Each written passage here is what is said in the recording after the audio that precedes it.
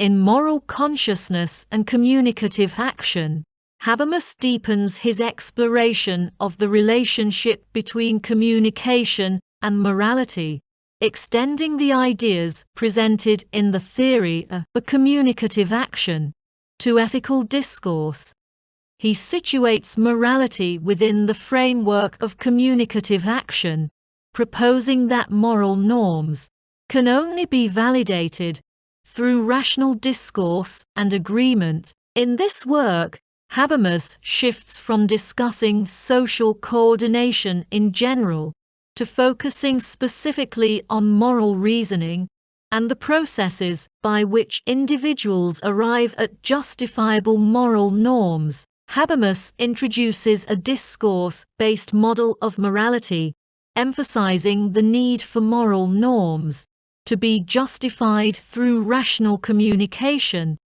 According to Habermas, moral judgments must be capable of being universally accepted by all participants in discourse. This is grounded in what he calls discourse ethics, a framework that asserts the legitimacy of moral norms comes from the process by which they are discussed and agreed upon, rather than from any external authority or pre-existing set of values. In this context, morality is not a matter of adhering to absolute principles, but rather a process of rational deliberation, where norms are continuously evaluated and adjusted according to the needs and perspectives of those affected. The essence of Habermas' moral theory lies in the idea that moral norms must be universally binding, yet such universality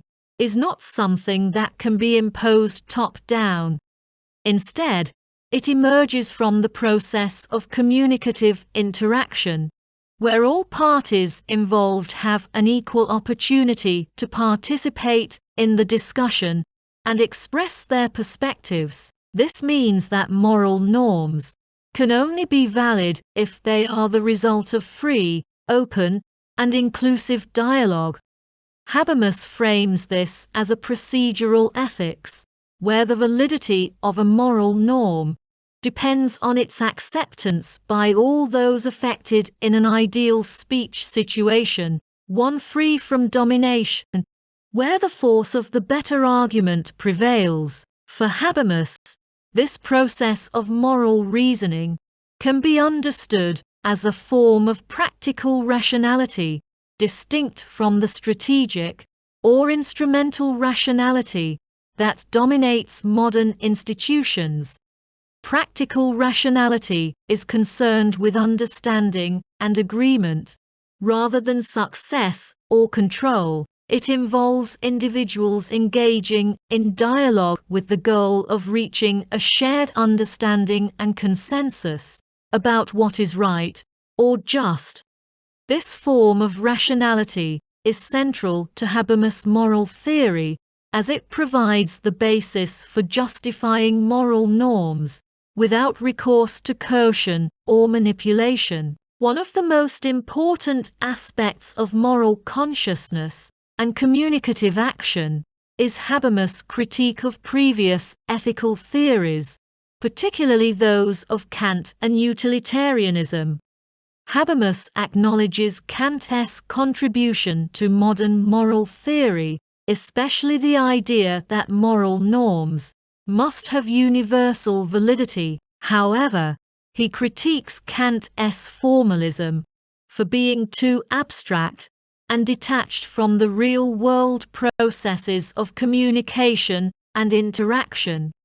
For Habermas, Kant's categorical imperative fails to account for the intersubjective nature of moral reasoning, where individuals must engage with one another to arrive at shared norms. In this sense, Habermas' theory seeks to combine Kantian universalism with the insights of linguistic and communicative theory, emphasizing the importance of dialogue in the formation of moral norms. Habermas also critiques utilitarianism, arguing that it reduces moral reasoning to a form of instrumental rationality. Utilitarian ethics, which focuses on maximizing overall happiness or utility, treats individuals as means to an end, rather than as participants in a moral community. Habermas contends that utilitarianism is fundamentally flawed because it fails to recognize the equal moral standing of individuals.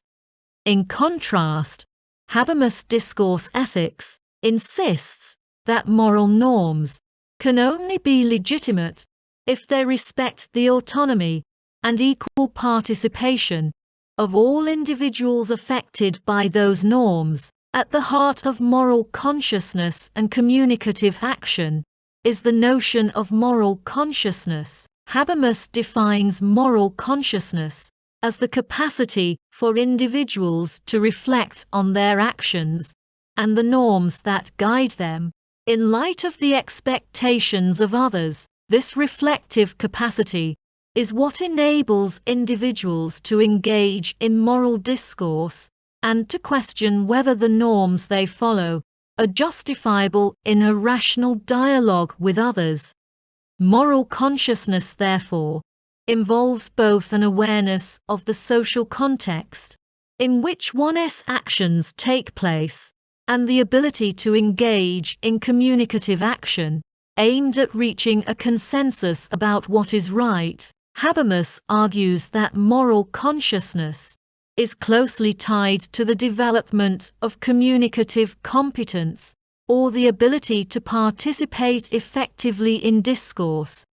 For moral norms to be valid, they must be the result of a communicative process in which all participants have the opportunity to express their views and engage with the views of others. This requires a certain level of communicative competence on the part of all participants, as well as the creation of social conditions that enable free and open dialogue.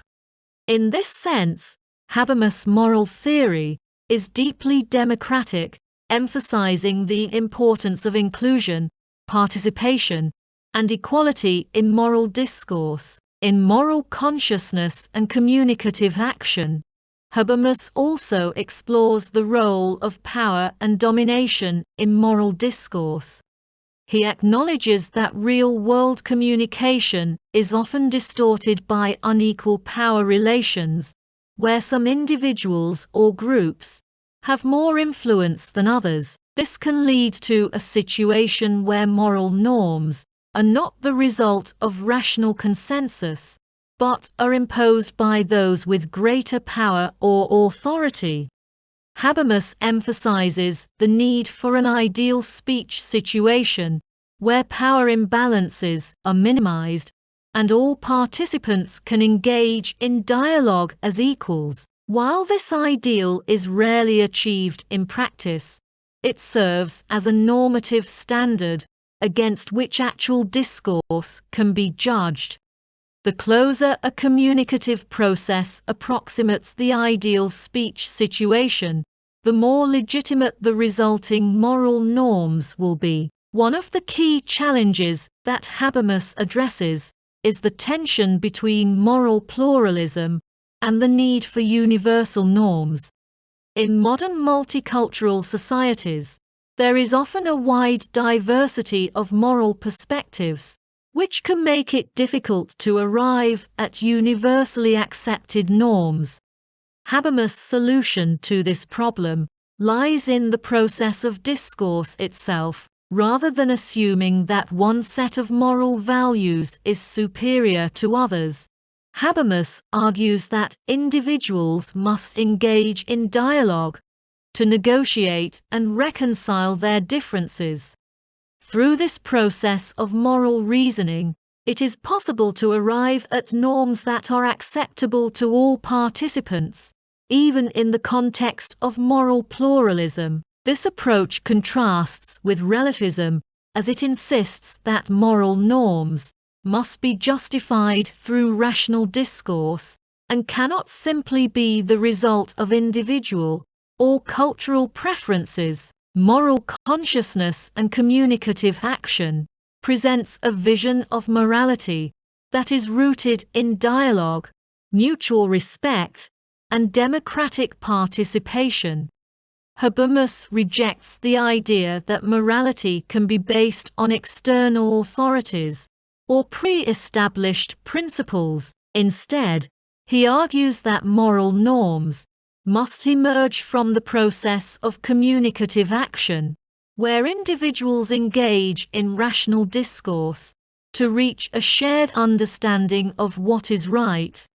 This process requires the equal participation of all individuals affected by the norms, as well as the creation of social conditions that enable free and open dialogue. Habermas' theory of discourse ethics offers a powerful critique of contemporary moral theories that rely on instrumental rationality or abstract principles.